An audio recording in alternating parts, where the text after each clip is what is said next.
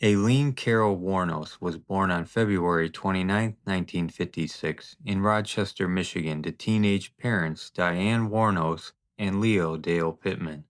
Though her father was already in prison for child molestation at the time of her birth, and would later hang himself in prison in 1969 after being convicted of kidnapping and assaulting a 7-year-old girl. Her mother abandoned Aileen and her older brother Keith shortly after, leaving them with their maternal grandparents Lori and Britta Wuornos in Troy, Michigan, where the siblings were legally adopted but endured a nightmarish upbringing marked by severe physical and sexual abuse. Lori, an alcoholic, reportedly beat the children with belts and forced them to strip naked before whippings, while Britta was emotionally distant and also struggled with alcoholism, eventually dying by suicide in 1971, which Aileen later claimed was actually murder by Lori. By age 11, Aileen was trading sexual favors for cigarettes and food at school, and she alleged that her grandfather sexually assaulted her repeatedly, leading to her becoming pregnant at 14 after an assault by an older man, possibly a family member or even her grandfather, resulting in a son she gave up for adoption in 1971.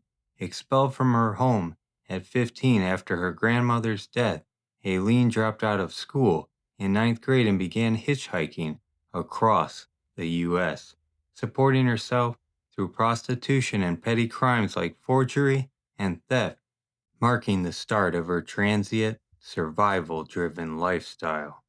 In her late teens and early 20s, Wuornos' life spiraled further into chaos and violence. She married a 69-year-old man named Louis Fell in 1976, but the union lasted only 9 weeks after she assaulted him with his own cane during an argument, leading to an annulment and a restraining order against her. She accumulated arrests for drunk driving, disorderly conduct, assault with a deadly weapon, once firing a .22 caliber pistol at a man, and armed robbery, serving time in Michigan and Florida jails.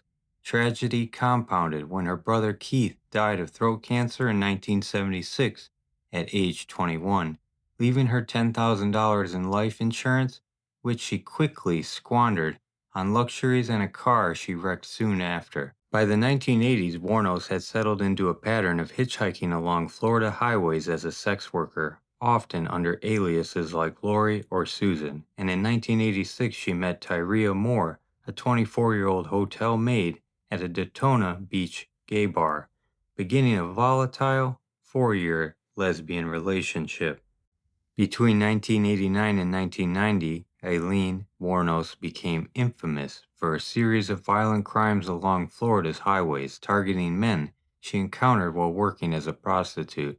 She killed 7 men, claiming each attacked her first, forcing her to act in self-defense with her .22 caliber pistol. Her victims, all middle-aged or older, she often lured them under the pretense of sex work, then shot them multiple times, stole their belongings, and dumped their bodies in remote areas.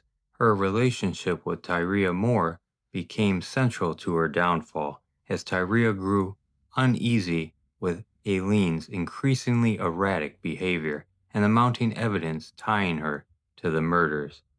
In January 1991, authorities arrested Wuornos at a biker bar in Volusia County, Florida, after connecting her to the stolen vehicles and possessions of her victims.